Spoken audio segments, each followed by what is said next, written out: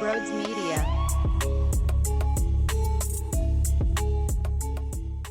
Why did Jalen Hurts make the mistakes that he made? And nobody's perfect. You could point out that Josh Allen wasn't necessarily playing like his hair was on fire early. Joe Burrow, okay? They lost to the damn Patriots in Cincinnati. That is putrid. Matthew Stafford made a crazy-ass decision to throw a brutal interception against the Rams on Sunday Night Football. So some of me believes that maybe we're holding a standard to just playing perfect every week. But then the other half says, dude, you can't chuck it up into triple coverage and think that good things are going to happen. It's stupid. Dude, you can't throw the football in the end zone when you're up 5 with a chance to kick a field goal to make it a one-possession game. You can't just chuck it in the end zone to get picked off, especially when you should have been picked seconds before that on a play previously. So let's go through my 4 potential reasons why Jalen Hurts wasn't so great. Number 1, and I don't buy all of these, by the way. I'm just trying to logically process it. The field sucked. And the reason why I bring that up is because with 2 costly mistakes, the 3rd and 15 interception, and then the interception in the end zone, both times you can make the argument. Now, I'm looking at it as probably more of an excuse than an argument, but you can make the argument that Saquon Barkley slipping on the field for the first toss of the game, which led them essentially into a 3rd and long. If you're playing on field that makes sense here in the damn United States, maybe that's a gain of 3. With the way Saquon was running, who knows? It probably could have been a gain of 22. But we'll give the other team the benefit of the doubt. What if it's now 2nd and 7? Or you're eventually in a 3rd and 4 situation instead of 3rd and 15 because your spikes can actually grab damn traction and you can start effectively running on the field. I'm just asking the question. Don't get mad at me if you don't like it. Which brings me to the end zone interception where A.J. Brown slipped prior. Here's my issue with digging deep into those 2 situations. Even if that is the case, and your team is now in an uncomfortable position, you have to manage it significantly better than what you did. Because your team's probably going to shoot themselves in the foot again. Who's to say a lineman won't have a false start? Who's to say there won't be a holding? And then that pushes you back behind the sticks. I guarantee it's going to happen. And what I need my quarterback to do is not turn the rock over or to not throw it into triple coverage. Or even if you need to throw it away and live with 3. Because that's a way better alternative. I was disappointed with how the first half ended. They kicked the field goal. They didn't get a true legitimate shot to try and get 6.7 points. They got the ball back after half. They knew that. They were trying to do the double dip. I was hungry, and I was absolutely grabbing for more. I was being greedy. I wanted 14 instead of 10 when you added up the before half, after half scoring. But I'll take 3 all day when, you're putting it in the hands of the other team like that. 5-point game, kick a field goal, 8 points at worst. At worst, the other team, all they can do is tie it up. And that's if, with a ton of pressure, they're able to execute a 2-point conversion. So I would like my quarterback, when put in crappy decisions, to be smarter with the football. So that one doesn't resonate with me that much. Number 2. He wants to stick it to Nick Sirianni. The reason I say that is we've previously heard that Nick Sirianni didn't really want or trust Jalen Hurts to throw the football over the middle. A lot of it had to do with sideline work. I know for a damn fact Jalen took that personally. He pretends like he doesn't listen to rat poison or doesn't hear anything. He damn sure knew what his head coach was saying, or he knew how his head coach felt.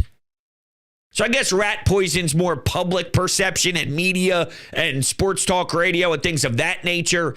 Inside the NovaCare complex, he probably knows how everybody feels. But I guess they did not trust him last season with those throws. And I don't know if that's reasonable or if that should tick Jalen Hurts off because he has the ability and the coaching staff is holding him back. This year will tell us, and I guess based off the track record of game one, maybe there was a reason why Nick Sirianni and Brian Johnson felt the need to maybe peel that layer out of the playbook. I don't know yet. Time will tell. He probably can use the middle of the field more. What he can't do is throw it late over the middle when there's too many bodies there. He was way too late with that first interception. There was no chance for that to succeed. Him and Nick Sirianni are not on great terms. That's inevitable. Did he want to try and prove the head coach wrong? Here's my most believed piece to this all. Number 3, he's trying to keep up pace with AJ, Devontae, and Saquon. I'm not necessarily sure how much he cares if some random person out in Buffalo thinks that the only reason why Jalen Hurts can have a good season is because he has a stacked roster around him. I'm not sure. As I alluded to, his public perception is he doesn't give a rat's ass about anything that is stated about him, but he also seems to be the one to bottle it up internally and use that as motivation. That's how I think he operates, pretends. So maybe he does care about that little old man out in Buffalo. He's just the example I'm using here. There's a lot of talk about Saquon and his ability to dominate. A.J. Brown and Devontae maybe being the best duo in the NFL today, and maybe one of the best duos that we see for a long period of time if they could keep up this rate. Devontae somehow gets lost in the sauce. This man was a machine for you in the fourth quarter, making steady catch after steady catch after steady catch. It was magnificent. But because Saquon and AJ wowed you with a billion touchdowns for the running back and then the one big-ass explosive play right out of the second half shoot, well, then Devontae somewhat is the third piece. But let's take it a step further. Is Jalen Hurts trying to put himself in that same category of them? Because I heard an interesting take over the last 48 hours that if you look at this entire offense, outside of the dots, and yes, your third wide receiver is not better than your quarterback. But when you look at this offense, is Jalen the weakest of those four? Here's where I have an issue with that, though. It's a technicality. For a second, bear with me. What if a team had Jerry Rice, had Rob Gronkowski, had, I don't know, I'm just trying to think of Randy Moss, and for quarterback, it was, I'm trying to think of someone that is good, not great. I don't know. I was going to say Eli Manning, but I'm thinking of someone better than that. This shouldn't be that hard to do. Let's go. Not Aaron Rodgers, not Russell Wilson in his prime. Matt Ryan. Matt Ryan in his prime? And don't shit on him as if he's some bum. Matthew Stafford, maybe? Let's go Matthew Stafford. Let's go Matthew Stafford, a little bit healthier version of Matthew Stafford. And then you were to say, yeah, but Matthew Stafford is the worst of that group. Okay. So? You have Jerry Rice, Randy Moss, and Gronk. Yeah, maybe Matthew Stafford is technically a little weaker than the rest. How much stock do I put into that when you're losing the context of who the rest is? That's why I can't just hold my hat on a blank statement there. Blanket statement? Blank statement? Listen, I'm not a wordsmith, although this is my job. Just because he may be weaker than those four, and you can make the argument, maybe he's better than Devontae, probably not Saquon, probably not AJ, still probably not Devontae. It's an interesting statement, but it doesn't hold that much weight because all of these men are great at their craft. But is Jalen Hurts trying to keep up with them? So when it's talked about, it's not just they are carrying Jalen and the offense, but he has just as much of a crazy important piece as those three. And does he feel a certain type of way about it if he's not getting what he deems is the proper respect for the way the offense can hum?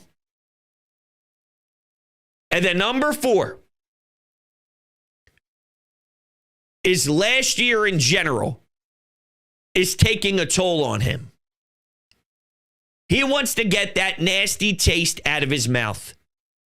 He has nightmares about it every day. He's twisting and turning and crying, and he's banging his head on the damn headboard, trying to figure out why. Did it have to be so bad last year, and I need to fix it? And when he's trying to fix it, he's almost overcompensating. So this is more of just let's talk it out type of pod. Maybe none of them hit you. Maybe I'm reaching. Maybe I'm looking for something that's not necessarily needed, and it was just a bad game. And he'll get back to the guy who doesn't turn the rock over as much as he did in 23 and in this first game in Brazil. Maybe we can look back at this and say it's all foolish. And he's just a star who had a disappointing game. It's very possible. But when, to me, it's so out of character, and I still believe it is, maybe we learn that it's not. And then instead of picking up 4 reasons on why, the answer's simple. This is just who he is.